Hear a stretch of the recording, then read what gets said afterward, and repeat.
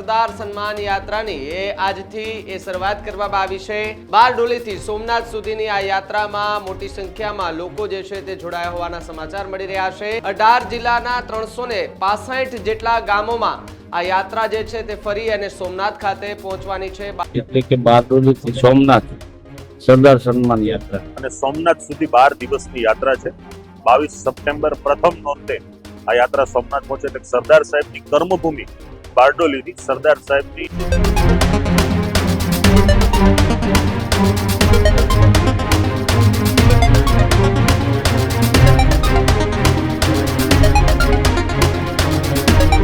જોઈ રહ્યા છો ન્યૂઝ રૂમ અને આપની સાથે હું છું ભાવિક। સમાચાર બારડોલીથી સામે આવી રહ્યા છે કે બારડોલીથી સોમનાથ સુધી સરદાર સન્માન યાત્રાની આજથી શરૂઆત કરી દેવામાં આવી છે। બહોળી સંખ્યામાં લોકો સાથે જ કારનો કાફલો જે છે તે સોમનાથ જવા માટે રવાના થઈ ચૂક્યો છે। સરદાર સન્માન યાત્રાની આજથી શરૂઆત કરવામાં આવી છે।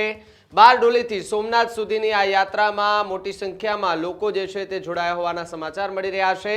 18 જિલ્લાના 365 જેટલા ગામોમાં આ યાત્રા જે છે તે ફરી અને સોમનાથ ખાતે પહોંચવાની છે। 12 દિવસીય સરદાર સન્માન યાત્રાની આજથી શરૂઆત કરી દેવામાં આવી છે।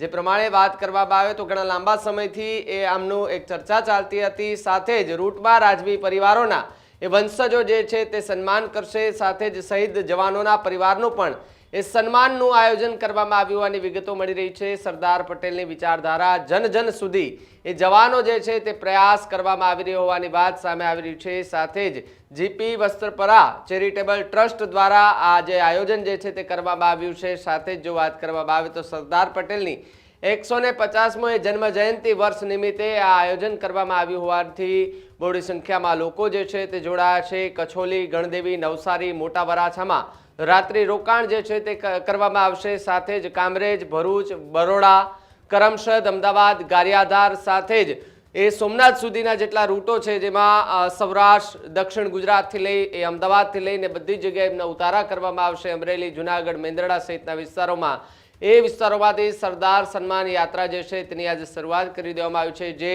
યાત્રા સોમનાથ ખાતે પૂર્ણ કરવામાં આવશે અને વચ્ચે રાજવી પરિવારો જે છે તે સન્માન કરશે તો બીજી તરફ જે જવાનો જે છે શહીદ જવાનો છે તેમનું પણ સન્માન કરવામાં આવશે। 18 જિલ્લાના 365 જેટલા ગામની અંદરથી આ યાત્રા જે છે તે પસાર કરવામાં આવશે।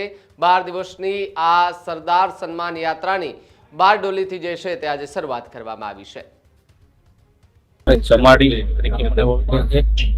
આ કર્મથી ધર્મની યાત્રા એટલે કે બારડોલીથી સોમનાથ સરદાર સન્માન યાત્રા આ યાત્રા 1800 કિલોમીટરની યાત્રા છે। આ યાત્રા 18 જિલ્લા 62 તાલુકા અને 355 ગામની અંદર પસાર થશે।